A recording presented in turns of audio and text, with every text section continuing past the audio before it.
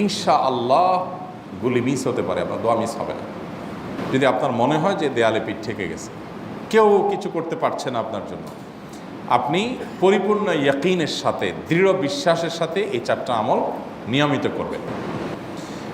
এবং আমি বহু মানুষকে পার্সোনালি এটার পরামর্শ দিয়েছি, ওনারা আমল করেছেন, আমল করে উপকৃত হয়েছেন। এরকম বহু মানুষ আছেন, বৃদ্ধ মানুষ, বাবা ক্যান্সারে আক্রান্ত হয়েছেন অনেক দেরিতে, আল্লাহ তাআলা অলৌকিকভাবে সাহায্য করেছে থাকবে। সেই চারটা আমলের এক নম্বর হলো ইস্তিগফারের আমল। আস্তাগফিরুল্লাহ ওয়া আতুবু ইলাইহি, আস্তাগফিরুল্লাহ ওয়া আতুবু ইলাইহি, আস্তাগফিরুল্লাহ ওয়া আতুবু ইলাইহি, আস্তাগফিরুল্লাহ, আস্তাগফিরুল্লাহ, আস্তাগফিরুল্লাহাল্লাযী লা ইলাহা ইল্লা হুয়াল হাইয়ুল কাইয়্যুম ওয়া আতুবু ইলাইহি ওয়া লা হাওলা ওয়া লা কুওয়াতা ইল্লা বিল্লাহ। اللهم أنت ربي لا إله إلا أنت خلقتني وأنا عبدك وأنا على عهدك ووعدك ما استطعت أعوذ بك من شر ما صنعت أبوء لك بنعمتك علي وأبوء لك بذنبي فاغفر لي فإنه لا يغفر الذنوب إلا أنت سيد الاستغفار। এভাবে যে কোনো ইস্তেগফার করতে থাকেন, আপনি বেশি বেশি করে আল্লাহর কাছে ইস্তেগফার, ক্ষমা প্রার্থনা করতে থাকেন, খুব বেশি আপনার দুই ঠোঁটে অনবরত আপনি চাইতে থাকেন আল্লাহর কাছে ক্ষমা। এই ইস্তেগফার সম্পর্কে নবী করিম সাল্লাল্লাহু আলাইহি ওয়াসাল্লাম বলেছেন, সকল পেরেশানি থেকে, সকল টেনশন থেকে বের হওয়ার পথ আল্লাহ তাআলা অলৌকিকভাবে তার জন্য আবিষ্কার করে দেবেন। নাম্বার 2, দুরুদ।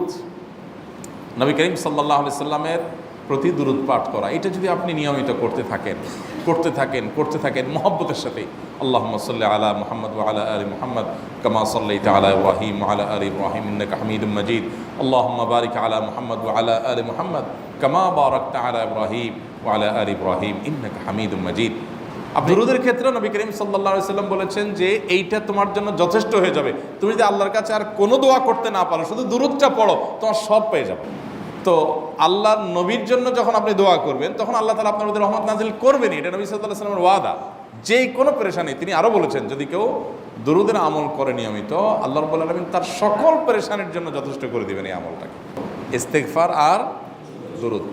3 নম্বর আরেকটা আমল হলো দোয়া ইউনুস। দোয়া ইউনুস, লা ইলাহা ইল্লা আন্ত সুবহানাক ইন্নী কুনতু মিনাজ জালিমিন।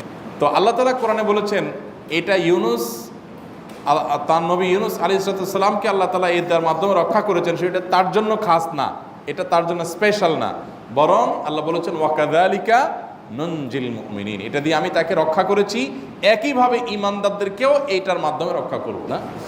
4 নম্বর আমল হলো ইয়া যাল জালালি ওয়াল ইকরাম। এটা বিশেষ করে পাঠ করবেন, ইয়া যাল জালালি ওয়াল ইকরাম। এইটাকে তোমরা আঁকড়ে ধরবে। এটা বলার মানে হলো আল্লাহর কাছে নিবেদন করা।